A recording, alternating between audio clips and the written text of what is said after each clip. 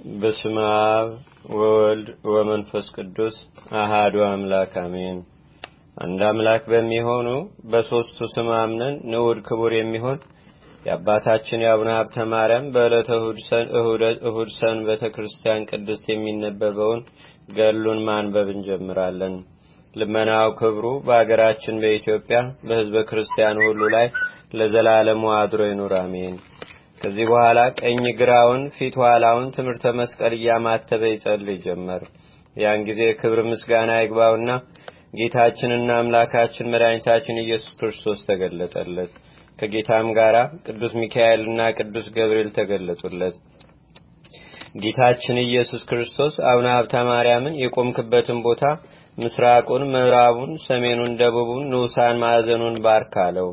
አባ ሀብተ ማርያም ጌታችን እንዳዘዘው አደረገ። ባማተበም ጊዜ በትይዩ ቆመው 3 አጋንንት ለአባታችን ታዩት። ከኖህ ዘመን ከተደረገው ማያየት ተርፈን ብዙ ዘመን ከኖርን በኋላ ካንተ እኛ ከኛ አንተ ምን ጸባለን ብለው አሰምተው ጮሁ። ዛሬም ታጠፋን ዘንድ መጣህን? ማን እንደሆን ካውቀንሃል። ቅዱስ የእግዚአብሔር ሰው ሀብተ ማርያም አይደለህምን? አሉት። በሰው ላይ የምታደርጉት ብልሃታችሁን ንገሩኝ በላቸው እንጂ ምንም እንዲህ አጋንንት የዘመዶች ጠላቶች ሲሆኑ ጌታ ወዳጄ ሀብተ ማርያም ሆይ ከነዚህ ከአጋንንት ጩኸት የተነሳ አትፍራ ብሎ አጸናው እንጂ ያን ጊዜ አባታችን አቡነ ሀብተ ማርያም ከአጋንንቱ ጩኸት ድምፅ የተነሳም ፈርቶ ነበር። አባታችን አቡነ ሀብተ ማርያምም እሊያን የተረገሙ አጋንንት የሀገሩን ሰዎች እያሳታችሁ የምታጠፉ እናንተ ከወዴት የተገኛችሁ? ክፋታችሁስ ምንድነው? አላቸው። ከክፎች አንድ ጋኔን ለአባታችን ለአቡነ ሀብተ ማርያም ክርስቶስ በስጋ ከመወለዱ አስቀድሞ በዚህ ሀገር ያሉትን ሰዎች እኔ ፈጣሪያችሁ ነኝ እያልኩ ሳታልላቸው ኖርኩ ብሎ መለሰለት። ክታብ መጻፍን፣ ቅጠል መበጠስን፣ ሞቶ ያደረውንም ከብት መብላትን፣ የሰው ደም መጠጣትን፣ የሰው ስጋ መብላትንም አስተማርኳቸው። በወፍ እንዲያሟርቱ ጣዖት እንዲወዱ አደረግኳቸው። በሚሞቱበት ጊዜም ፍዳ ወዳለበት ወደ ሲኦል አወርዳቸዋለሁ አለው። እንዲህም ባለ ሥራ ሳለሁ ክርስቶስ ተወለደና ከብዙ ዘመን በኋላ ተክለ ሃይማኖት የሚባል እንዳንተ ኃይለኛ ሰው መጥቶ ከኢየሱስ ክርስቶስ በቀር ለኔ እንዳይገዙ ኃጢአታቸውን አስተሰረዩላቸው፣ ከጥፋት ጥበቤም ለይቶ አስተማራቸው። ነገር ግን በብዙ አዘንኩ። ስራውንም አይቼ በምገርለው ገንዘብ ገርለው ዘንድ እየተሰነኳኮልኩ በምገርልበት ገንዘብ ገርል ዘንድ ፈለጉ። ይበረታብኛልና ተሳነኝ እንጂ የሚገዙልኝ ወገኖችንም ቀማኝ። ሁለተኛ ወንድሜም ይወጣው ዘንድ በዘንዶ ተመሰለ። በመስቀልም ባማተበበት ጊዜ ተሰንጥቆ ሞተ። እኔም ከእርሱ የተነሳ ስለፈራው ሸሽቼ ተሸሽጌ መንደር ለመንደር ስቅበዘበዝ ኖርኩ። ተክለ ሃይማኖት የሚባል ያ ሰው ከሞተ በኋላ ወደዚህ ብመለስ ወገኖቼም መንኩሰው አገኘኋቸው። እጅግ አዝኛለሁና በብልሃቴ አለቃቸው ዘንድ በብልሃቴም ማስታቸው ዘንድ እነርሱን እታገል ዘንድ ጀመርኩ። ነገር ግን እንደ ቀድሞ የኔ ብቻ ተገዥ ሊሆኑ አልቻሉም። ሆኖም ወደ ጭንቅ ነገር የምመራቸው ጥቂቶች ፈንታዬን አላጣሁም። አባታችን አቡነ ሀብተ ማርያምም ያሳትካቸው ፈንታዎች እነማን ናቸው? ስማቸውስ ማን ይባላል? አለው። ሰይጣንም ካሉት ጀምሮ እስከ ሞቱት ድረስ እያንዳንዱ ስማቸውን እየለየ ነገሌ እያለ ስማቸውን እየጠራ ከሕፃን እስከ ሽማግሌ የሆኑትን ስማቸውን ቆጥሮ ነገረው። በፊቱ የገሌ ኃጢአቱ ይህ ነው፣ የገሌም በደሉ ይህ ነው እያለ ያንዱን የበደላቸውን መጽሐፍ አነበበ። አባታችን አቡነ ሀብተ ማርያምም በምን ስራ ነው የምትተዋቸው? ምንስ ስራ ቢሰሩ ነው የምትጠላቸው? ያምርጉም ሰይጣን እየሳቀ በጭንቅ ነገር ለአባታችን ለአቡነ ሀብተ ማርያም ነገረው። ያደረጉትን በደል ሁሉ ለካህን በተናገሩ ጊዜ እኔ ልሰውረው ስወድ ምክሬን በገለጡ ጊዜ ያን ጊዜ ትቻቸው ሸሻለሁ ብሎ ነገረው። አባታችን አቡነ ሀብተ ማርያምም እኔንስ በምን ታስተኛለህ? አለው። የርኩስ መንፈስም አንተንስ ማሳተውና ስምህ በተጠራበትስ እንኳን መቅረብ አይቻለኝም ብሎ መለሰለት። ነገር ግን ካንተ ተለይቼ ሄድ ዘንድ አሰናብተኝ አለው። ጌታችን ኢየሱስ ክርስቶስም አቡነ ሀብተ ማርያምን ብዙዎችን ቅዱሳን አስቷልና በክፋቱ አታሰናብተው፣ ከሰይጣን ከእግሩ በታች ያለውን መሬት ባርክ። ያን ጊዜ ምድር አፏን ከፍታ ተዋጠው፣ ጽኑ ፍዳ ወዳለበት ወደ ሲኦልም ታውርደው አለው። አባታችን አቡነ ሀብተ ማርያምም እግዚአብሔር እንዳዘዘው ከርኩስ መንፈስ እግር ያለውን መሬት በትምህርተ መስቀል በባረከው ጊዜ ምድሪቱ አፏን ከፍታ የርኩስ መንፈስ እየጮኸ አባ ሀብተ ማርያም ሆይ ምን አደረግኩ እያለ ሲጮህ ምድር አፏን ከፍታ ዋጠችው። በዚህ ዓለም እንደርሱ ያለ ክፉ መዓዛ የሌለ ክፉ ሽታ አይወጣም። ምድርም አፏን ከፍታ እሊያንም ክፉዎችን አጋንንት እውጣቸው ዘንድ ፍቀድልኝ ብላ ወደ አቡነ ሀብተ ማርያም እንዲህ እያለች ጮኸች። ያን ጊዜ ከዚያ ቆመው የቀሩ ሁለቱ አጋንንቶች እጅግ ፈሩ። ከስልጣኑ የተነሳ እሳት ከቦናልና ከዘወትር ወዮልን ወዴት እንሄዳለን እያሉ በአብይ ቃል እንዲህ እያሉ ጮኹ። ከነርሱ አንዱ ክንፍ ያለው እባብ ሆኖ ወደ አየር በበረረ ጊዜ መላእክት በእሳት መንኮራኩር ራሱን ቢቀጠቅጡት አፏን ወደ ከፈተች ምድር ወደቀና እንደ ጓደኛ ወደ ሲኦል ወረደ። የቀረው ሶስተኛው ግን አባ ሀብተ ማርያም ሆይ ያደረግኩት ክፋት ነገር ሳይኖር ያለ ጊዜ እንዳታጠፋኝ በምታመልከው አምላክ አምኜሃለሁ። እኔ በዚህ ወራት ነው ከዚህ ሀገር የደረስኩት። ሀገሬ ግን የነበርኩባት አንጾኪያ ናት። በልጄ በዲዮቅልጥያኖስ ልብ ውስጥ አድሬ በውስጧ ብዙ ጊዜ ስራ የሰራሁባትም እዛ ነው።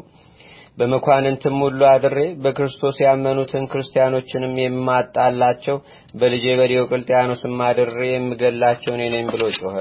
ከእርሱም ዘንድ ወደ ሌላ ሀገር ሄጄ 47,000 ሰማዕታትን አስገድዬ 9,000 ሰማዕታትን አሳሰርኩ። ቆስጠንጢኖስ የሚባል ደግ ሰው ንጉሥ በነገሰ ጊዜ ክርስቲያኖችን ከእስር ቤት አውጥቶ ፈጽሞ አከበራቸው። እኔን ግን አዋረደኝ። ከዚያን ጊዜ ጀምሮም ጤና አላገኘሁም። ልጄ ዲዮቅልጥያኖስ ከሞተ በኋላ ከቆስጠንጢኖስ ንጉሥ ክብር የተነሳ መውጫ መግቢያ አጥቼ መከራ እየተቀበልኩ ስቅበዘበዝኩ ሳለሁ ያን ጊዜ ለምን ስራ ትፈታለህ? ስራህንስ ታስተምራቸው ዘንድ ወደ ኢትዮጵያ ሀገር ሂድ የሚል ቃል ከጌታዬ ከዲያብሎስ ቃል መጣ ተነገረም። እንደምታየኝም ወደዚህ ሀገር መጣሁ። አሁንም እንዳያቸው ወንድሞቼ ዛሬ እንዳታጠፋኝ ስለ እግዚአብሔር ይቅር ብለህ ተወኝ። ይህ ሰው አስቀድሞ ከነበሩ ቅዱሳን ለይቶ መከራ አጽንቶብኛልና ልጄ ዲዮቅልጥያኖስ ሆይ ታድነኝ ዘንድ ወዴት ሄድክ እያለ አለቀሰ። ያን ጊዜ ጌታችን ኢየሱስ ክርስቶስ አቡነ ሀብተ ማርያምን በሚፈረድበት ገንዘብ የሚፈረድበት ጊዜ አልደረሰምና ይህንን እስተወው አለው። የጌታ ቃል እንዲህ ብሎ በተናገረ ጊዜ ሰይጣን ከአባታችን ተለይቶ በኖ ጠፋ። ምድርም እሊያን አጋንንት ለማስጠም ከተከፈተች በኋላ እንደ ቀድሞዋ ተከተለች። ዳግመኛም ጌታችንና አምላካችን መድኃኒታችን ኢየሱስ ክርስቶስ አባታችን አቡነ ሀብተ ማርያምን ወዳጄ ሀብተ ማርያም ሆይ እነሆ ከድካም ወደ እረፍት የምትሄድበት ቀኑ ደረሰ፣ ደስታህም እንደ ሻማ ተዘረጋ አለው። ና ወደ ደብረ ሊባኖስ ውረድ፣ በዚያም ትቀበር ዘንድ አጽምህም ከዚያ ከተቀበሩት ከቅዱሳን አጽም ጋር ትጨመር ዘንድ ወዳጄ ተክለ ሃይማኖት ስላንተ አጽም አጥብቆ ለምኖኛልና ያንተ አጽምና የእርሱ አጽም በደብረ ሊባኖስ ዳግመኛ በክብር እስከምትነሳ ድረስ በዚያ ይሆናልና አለው። ይህንንም ካለው በኋላ ጌታችንና አምላካችን መድኃኒታችን ኢየሱስ ክርስቶስ ወደ ሰማይ በታላቅ ክብርና ምስጋና ወደ ሰማይ አረገ። አባታችንም ከዚያ ከነበረበት ቦታ ተነስቶ ወጥቶ ወደ ደብረ ሊባኖስ ደርሶ ሳለ በደብረ ሊባኖስ ድብቅ ነገር ተገለጸለት። ከዕለታት በአንድ ቀን ወፍ በፊት ለፊቱ ተቀምጣ ጮኻ አለቀሰች። አባታችንም ስለ ወፏ ጩኸትና ለቅሶ በጣም አለቀሰ። ከእርሱ ጋር ያሉ መነኮሳትም አባታችን ሆይ ለምን ታለቅሳለህ አሉት። እርሱም ያቺ ወፍ ዛሬ እንቁ የሚባል አሞራ መጥቶ ጣጥቶቼን ገድሎ በልቷቸው ቤቴንም አፍርሶብኝ ሄደ። አሁን ዳግመኛ መጥቶ እኔን እንዳይበላኝ ብዬ ፈርቻ አለቅሳለሁ ብላ ስላለች ነው አላቸው። ስለዚህ ነው ወንድሞቼ የማለቅሰው አላቸው። ይህንንም ሰምተው ወንድሞች መነኮሳት አብረውት አለቀሱ። ምክንያቱም ከፊታቸው ወፏ እጅግ አምራና አሳዝና ትጮህ ነበርና። አባ ሀብተ ማርያም እግዚአብሔር ይጠብቅሽ ብሎ በእግዚአብሔር ፈቃድ አጽንቷት ሄደ። ዳግመኛ በእግዚአብሔር ፍቃድ ወደፊት እንደምትሰራ አውቆ የሴቶች መነኮሳት ገዳም እየዞረ እያዩ ሳሉ ስሟ አጋት የምትባል ባህር ቃሏን ከፍ አድርጋ የእግዚአብሔር ሰው ሀብተ ማርያም ሆይ የዚህ የሀገር ሰዎች በእኔ ላይ የሚያደርጉብኝን በደል ተመልከትልኝ። ሌሊት በእኔ በባህር ውስጥ ቆመው በሚያድሩ ቅዱሳን ደም ተቀድሼ አድራለሁ። በሀብል ጀርባቸውንና መላ አካላቸውን ይገርፋሉ። በእሾህም ሰውነታቸውን እየገረፉ የእሳት ቃጠሎ አስመስለው ደማቸውን ሲያፈሱ ያድራሉ። በቀን ግን ኃጢአተኛ ሰዎች ወደ እኔ መጥተው በልብሳቸው በሰውነታቸው ያለውን ወንዶችም ሴቶችም የዝሙት ስብኑን ሲያጥቡብኝ ይረክሳለሁና አባ እነዚህ ኃጢአን ከኔ ዘንድ እንዲወገዱልኝና ጻድቃን ብቻ ወደ እኔ እንዲሰበሰቡ ጸሎት አድርግልኝ አለችው። ሄኖክ ባህረ ኔጌብን ቃል በቃል እንዳናገረ አባታችንም አጋት ባህር እንደዚያው ካናገረች በኋላ የባህር ቃሏን ሰምቶ ለልጆቹ ነገራቸው። ልጆቹም ሰምተው በጣም አደነቁ። አባታችን ግን ባህር የእግዚአብሔር ፍርድ እስከሚደርስ ዝም በይ። ዳግመኛም ሌላ ባህር እንዲህ ስትል ሰማ። ቅዱስ ሆይ ፍረድልኝ። አንድ ታላቅ ዘንዶ የሀገሩ ሰዎች ያለ ዕውቀት የሚያመልኩት ሁልጊዜ እየመጣ ከኔ ሲጠጣ በጣም አዝናለሁ ብላ ለአባታችን ስትናገር ከጌታችን ከኢየሱስ ክርስቶስ ቃል ከሰማይ እንዲህ ሲል መጣ። እርሱንም እኔ ፈጥሬዋለሁ፣ አንቺንም እኔ ፈጥሬሻለሁና ፍዳውን የምከፍልበት ጊዜው አልደረሰምና እስከዚያ ታገሺ ባህር የሚል ቃል ተሰማ። ያን ጊዜ በእግዚአብሔር ትእዛዝ ባህር ከጮኸቷ ዝም አለች። ለአባታችን ግን በሀገረ ቃው ይኖር እንደነበረው እንደ አባ መቃርስ ሁሉ ምግባርና የተሰወረውን ሁሉ እንዲያውቅ እግዚአብሔር ጸጋን ስለሰጠው የሰውን ኃጢአት የእያንዳንዱን የተደበቀውንም ያውቅ ነበር። አንዳንድ ካህናትም ወደ መቅደስ ገብተው መስዋዕት ማሳረግ የማይገባቸውን መላእክቶች እንደሚያስወጧቸው አይቶም ስራቸውን ሁሉ ለሚታመኑትና ለሚከተሉት ሁሉ ይነግርባቸው ነበር። አባታችንም አቡነ ሀብተ ማርያም ከጾምና ከትህርምት ብዛት የተነሳ በደከመ ጊዜም በባህር ውስጥ መቆም ተሳነው። በባህር ውስጥ ስለመቆም ፈንታም ውሃውን በእንስራ እየመላ 4ቱን ወንጌል እያነበበ በጧትም በማታም ይጠመቅ ነበር። ቄሱ አንድ ጊዜ በአብ ስም አጠምቃለሁ፣ በወልድ ስም አጠምቃለሁ፣ በመንፈስ ቅዱስ ስም አጠምቃለሁ እያለ ባጠመቀው ጊዜ መንፈስ ቅዱስ ወርዶ በአባታችን ያድር ነበር። ተለይቶት ሳይሆን መገለጡን ስራ መስራቱንም መናገር ነው። የተጠመቀበትንም ውሃ መሬት ሳይደርስ መላእክት በክንፋቸው ተቀብለው ሀብተ ማርያም የተጠመቀበትን ውሃ አንስተው ወደ ላይ ያሳርጉ ነበር። ዳግመኛም ያ ውሃ ከሰማይ ወርዶ በአባታችን በአቡነ ሀብተ ማርያም ላይ በአካፋ ጊዜ የደረቀችውን መላዋን መሬት ሁሉ ያለመልማት ነበር። ነቢዩ ዳዊት የአዳም ልጆች በአንተ ያምናሉ፣ ከቤት በተገኘ ጠልም ይረካሉ፣ ከደስታ ወንዝ የተገኘውን ውሃ ታጠጣቸዋለህ እንዳለ የጻድቃን የዘወትር ስራቸው እንዲህ ነውና።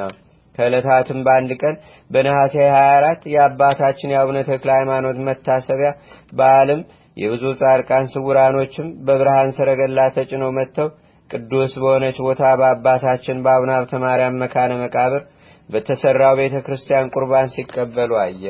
ከዚህም በኋላ ዕለተ ሞቱ በደረሰ ጊዜ ለሞቱ ምክንያት የሚሆን ቸነፈር ያዘው። መድኃኔ ዓለም አምላካችን በአቤ ምስጋና ወደ እርሱ መጥቶ ሰላም ላንተ ይሁን ወዳጄ ሀብተ ማርያም ሆይ፣ ዛሬ ግን ወደ አንተ የመጣሁት ከድካም ወደ ዕረፍት ወስድ ዘንድ ነው። 7 የጽድቅ የክብር አክሊሎችን አዘጋጅቼልሃለሁ። አንደኛ ስለ ንጹሕ ድንግልና፣ ሁለተኛም ዓለምንና በውስጡ ያለውን ንቀህ በመኖርህ፣ ሶስተኛ ስለ ፍጹም ምንኩስና፣ አራተኛ ዘወትር 4 ወንጌላትን በማንበብህ በመጸለይህ ስለ እኔ ምክንያትም፣ አምስተኛ በረሃብ፣ ስድስተኛ በጾም ስለተጋደልክ፣ ሰባተኛ በልብህ ቂምና ጥላቻን ትዕቢትና ትምክትን ባለማሳደርህና በልብህ ውስጥ ባለማስቀመጥህ ስለ ንጹሕ ተልእኮ ክህነትህ ስለ ሙዝ ዕጣንህና ስለ ንጹሕ መስዋዕትህ ነው። እኒህ 7ቱን አክሊላትም እያንዳንዳቸው ባለ 15 ኅብርና ጌጥ ያላቸው ናቸው። አህጉረ ገነትም በውስጡ 500 የወርቅ አምዶች ያለው ትገባባት ዘንድ አንተና እንዳንተ ላሉ ወዳጆች የሚገቡበት ቤት እሰጥሃለሁ። በምሰጥህም ቤት መታሰቢያን ያደረገ በጸሎቴ የተማጸነ ይገባል። የወርቅ ጫማን፣ የእሳት መስቀልን፣ የብርሃን ልብስን፣ ድብቅ መናንም እሰጥሃለሁ አለው። መድኃኔ ዓለምም ይህን ቃል ኪዳን ሲሰጠው 99ኙ ነገረ መላእክት በየሥርዓታቸው መጥተው ቆሙ። ወዳጃችን አቡነ ሀብተ ማርያም ሆይ ሰላም ላንተ ይሁን። ዛሬስ በዝማሬና በማህሌት ከፀሐይና ከጨረቃ ከከዋክብትም 7 እጅ ወደምታበራ ወደ ሰማያዊት ሀገር እንወስድህ ዘንድ መጥተናልና ደስ ይበልህ አሉት። ቅዱስ አባታችን አቡነ ሀብተ ማርያምም ለእግዚአብሔር በሰማይና ምስጋና ይሁን፣ በምድርም የሰውን ልጅ ለወደደውና ላፈቀረው ብሎ አመሰገነ። ይህንንም ባለ ጊዜ አምላክ በሶስትነቱ ተገልጾ ታየው። ከዮሐንስ መጥምቅ ጎን ለጎን ቀጥላ ያለችውንና ከፀሐይ እልፍ እጅ የበለጠ የምታበራውን ሀገር እንድሰጥህ እነሆ በማይሻር ቃል ማልኩልህ አለው። እውነት እውነት እልሃለሁ መታሰቢያህንም ያደረገ ስምህንም የጠራ ለቤተ ክርስቲያንም ዕጣን የሰጠ ወይም ዘቢብ የሰጠ ወይም መብራት የሰጠ ካንተ ጋር ይኖራል።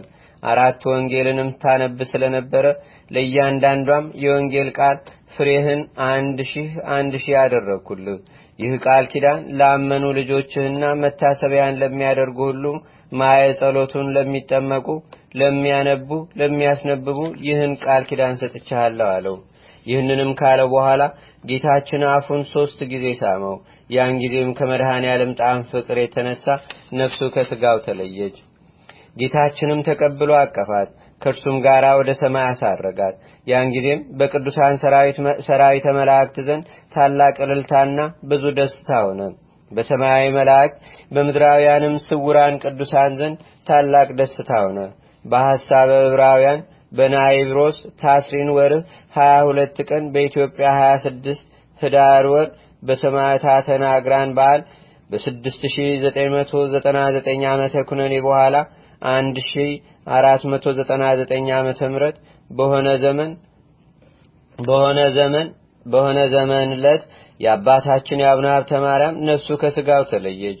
ያን ጊዜም ከአባታችን ከአቡነ ሀብተ ማርያም የሕይወት መንፈሳቸው ከወጣች በኋላ ካህናት በመልካም ልብስ ገንዘው በዝማሬ በማህሌት ከቅዱስ አባታችን አቡነ ተክለ ሃይማኖት አጽም ጋር በጻድቁ መቃብር ቀበሩት። ለአብ ለወልድ ለመንፈስ ቅዱስ ክብር ምስጋና ይድረሰው። ይህንን ያህል ታላቅ ጻድቅ ለሀገራችን መማፀኛ መማለጃም የሰጠን ስሙ እስከ ዘላለም ድረስ የተመሰገነ ይሁን። የጻድቁ የአባታችን የአቡነ ሀብተ ማርያም ጸሎቱ ረድኤቱ በረከቱ ሀገራችንን ኢትዮጵያን ሕዝበ ክርስቲያንን ሁሉ ለዘላለሙ ይጠብቀን፣ አሜን። በደሉ ብዙ የሆነ ይህን መጽሐፍ የጻፈውንም ወልደ ሰንበትን ይህን መጽሐፍ ያጻፈው መምህር ሀብተ ሚካኤል ያነበበውንና የተረጎሙትን መምህር ገብረ ሕይወትን ኃይለ ቃሉንም ለሰማን እኛንም እግዚአብሔር በቸርነቱ ይጠብቀን። ጌታችንና አምላካችን መድኃኒታችን ኢየሱስ ክርስቶስ የአባቴ ወዳጆች የሆናችሁ ቅዱሳን ወደ እኔ ኑ መንግሥተ ሰማያትንም ትወርሱ ዘንድ ተድላ ደስታ ወደሚደረግበት ትገቡ ዘንድ በሚል ጊዜ በደላችንን የመላእክት ወገን ስለሚሆን ስለ አቡነ ሀብተ ማርያም ንጽሕና ይቅር ይበለን። በአዳራሹ በኢየሩሳሌም ከእርሱ ጋር ያኑረን ለዘላለሙ ይሁን። አቤቱ ጌታችንና አምላካችን መድኃኒታችን ኢየሱስ ክርስቶስ ሆይ ከብልጽግናቸው ብዛት የተነሳ ብዙ መባ ካገቡት ይልቅ የዳይቱን አነስተኛ መባ እንደተቀበልክ ለሁል ጊዜም የሚያገለግሉ አእላፍ መላእክትን እያሳሰብን በችግራችን ጊዜ የምናቀርብልህን ምስጋና ተቀበል። ቅዱሳን ነቢያት፣ የወንጌል ሰባኪያን ሐዋርያት፣ ሰማዕታትና ጻድቃን፣ ትጉሃን መላእክትና ፍጹማን ደናግል እንዲሁም ደጋጎች መነኮሳት ሆይ ልጅ አዋቂ ሳይለይ የምንሰበሰብባትን ይህችን የጉባኤ ቦታ ባርኩ። ይህን መጽሐፍ ወረቀቱን አዘጋጅቶ ብራና ደምጾ ብዕር ቀርጾ የጻፈውንና ያጻፈውን ወይም በማህተም ያሳተመውን ከግዕዝ ወደ አማርኛም የተረጎመውን ቃለ ንባቡንም በእርጋታ መንፈስና በተመስጦ ሕሊና የሰማውን ያደመጠውንም በደለኛና ሁሉም በአማላጅነቱ የምታስምር በጌታችንና በአምላካችን በመድኃኒታችን በኢየሱስ ክርስቶስ እናቱ በቅድስተ ቅዱሳን በድንግል ማርያም ጸሎት ጌታችንና አምላካችን መድኃኒታችን ኢየሱስ ክርስቶስ አገራችንን ኢትዮጵያን ሕዝበ ክርስቲያኑን ሁሉ በቸርነቱ ይቅር ይበለን። የአባታችን የአቡነ ሀብተ ማርያም ረድኤትና በረከቱም በአገራችን በኢትዮጵያ በሕዝበ ክርስቲያኑ ሁሉ ላይ ለዘላለሙ አድሮ ይኑር፣ አሜን። አቡነ ዘበሰማያት